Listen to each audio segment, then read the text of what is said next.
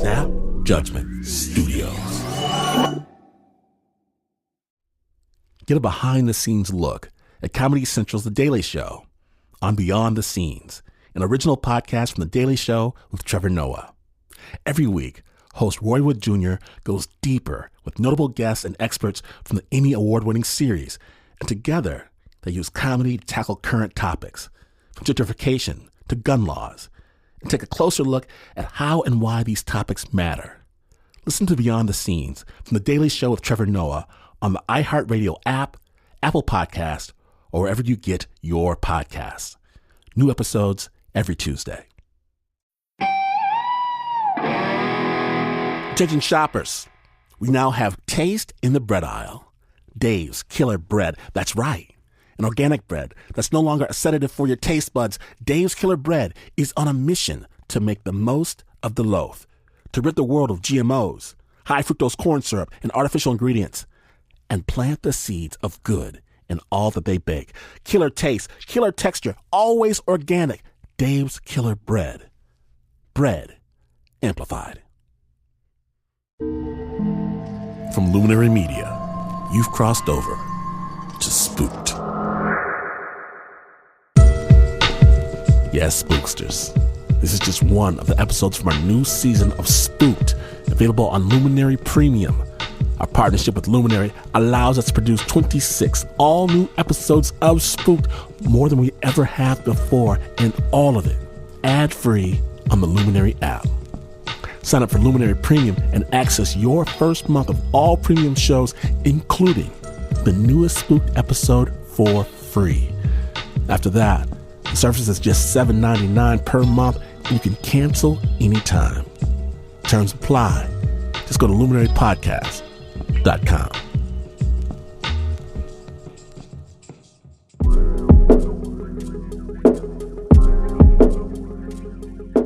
There are people for whom stuff just happens.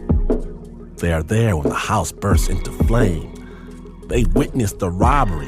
Lightning strikes their tractor the very moment they step away. It's like the unfolding stories know that they need a witness, and they wait for certain people before they even begin to occur. For WNYC Studios and Snap Judgment's underground lair, my name is Glenn Washington. If the story's gonna happen, remember the details. Spook starts now.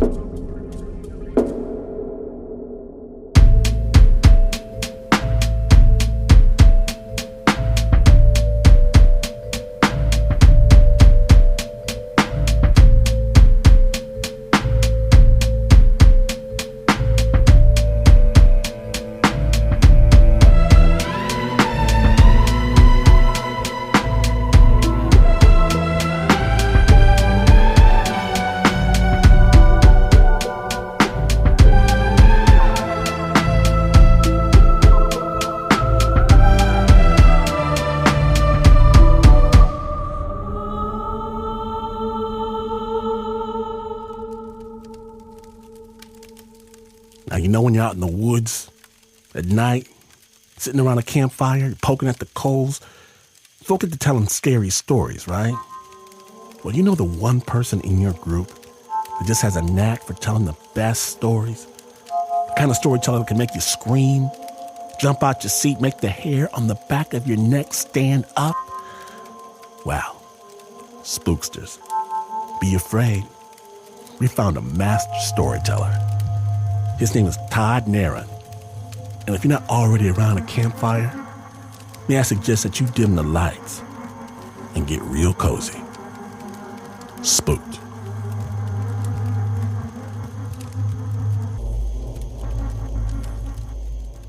My name's Todd Narron, Todd Curtis Narron. I'm from North Carolina, and I sure would enjoy telling you a couple of these stories today. Little Barbara Nichols was a little girl I knew when I went to grade school in Corinth Holders. We were both in the first grade together. And she was beautiful. And, well, all the boys thought she was beautiful, but I knew I did, but I didn't ever tell nobody. But,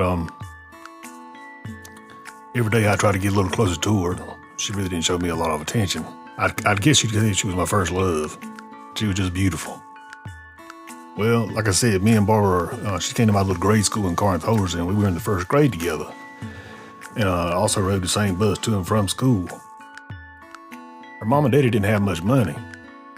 She lived down an old path it was actually a little shack way back then that nobody had lived in, but some old farmer had rented it to them, and they made a pretty good place out of it.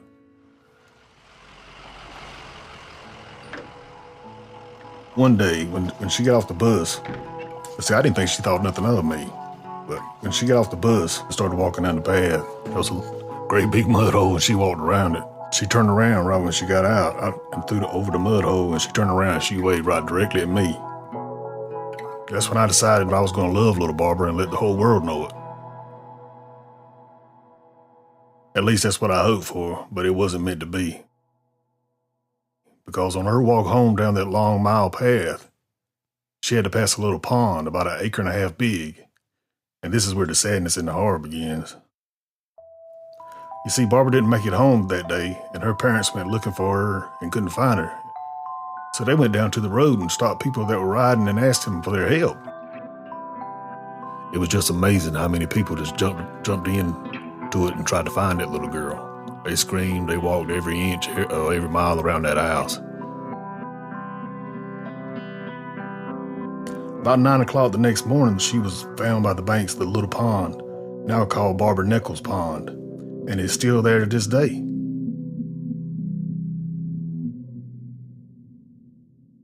Back where Barbara lived, about a mile off the road, there was a bunch of wild dogs back there that people had just let go and abandoned.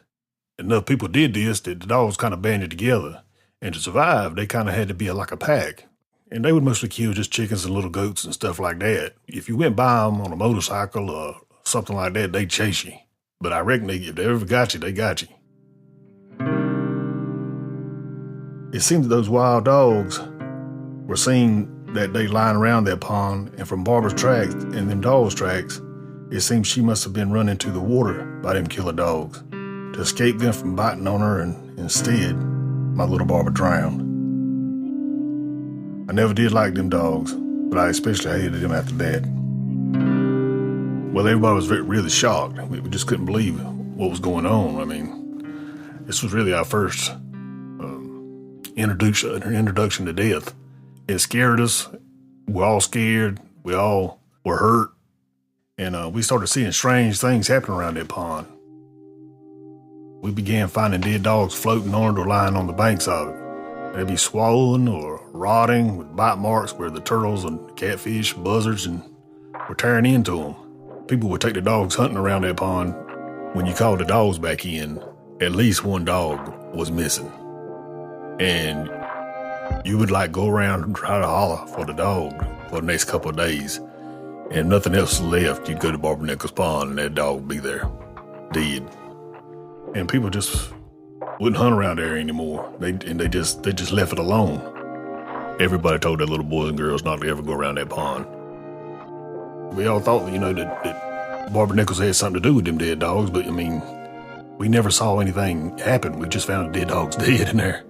I mean, we all kind of knew, being country folks, that I guess since Barbara Nichols had to die in there, they did too. It had to be a good 12 years. I had graduated from high school and was still working on the farm. Well, I had Uncle Hugh, and he stayed in Wake County, and he wanted to go frog gigging. That's where you catch the frogs and gig the frogs and skin them and eat the meat off the legs. Well, he wanted to come to Johnston County. He wanted me to show him the ponds around Johnston County and go frog gigging. So I said, yeah, and he promised a good time, which by this time I was a teenager, and that meant, having some beer and stuff.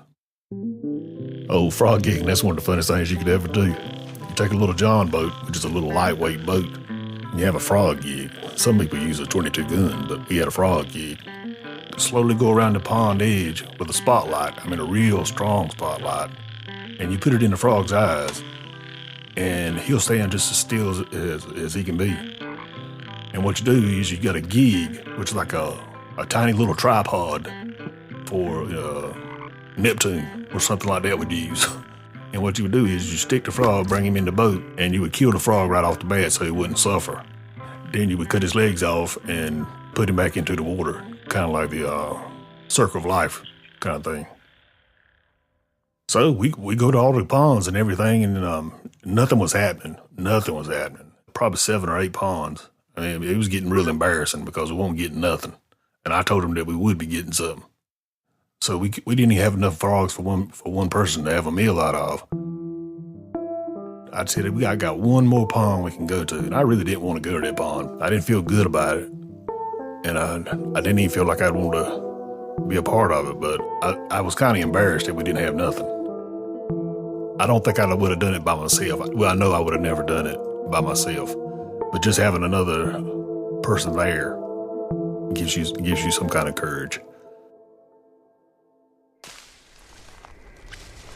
It was real hard to get to, real marshy, and carrying a 300-pound boat, just the two of us, it was real heavy. You were doing all you could do just to get into the pond. And when you got in the pond, I had a lot of feelings of Barbara.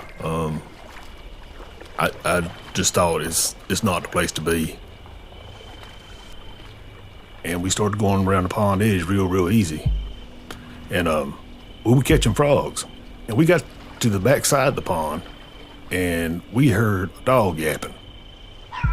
This wasn't barking. This was like yapping in distress, like he was getting beat.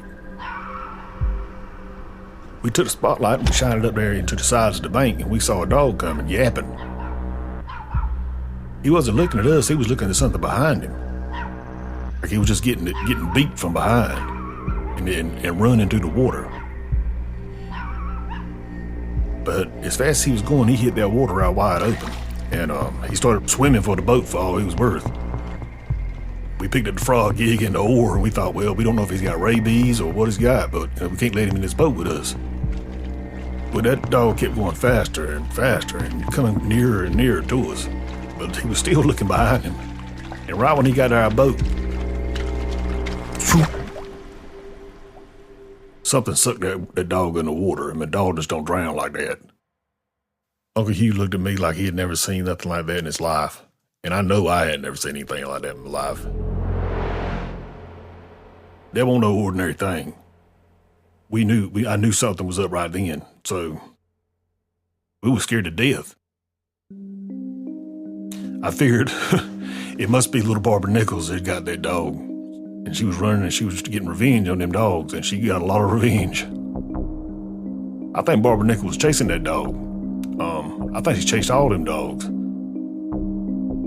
I wish that little Barbara would have went on to heaven or passed on somewhere. And I hate that she was down there running after dogs, but as fast as we could, we put that boat back on the truck and got out of there, and I ain't been back since. It's been called Little Barbara's Nickel Pond, and she can have it, I reckon.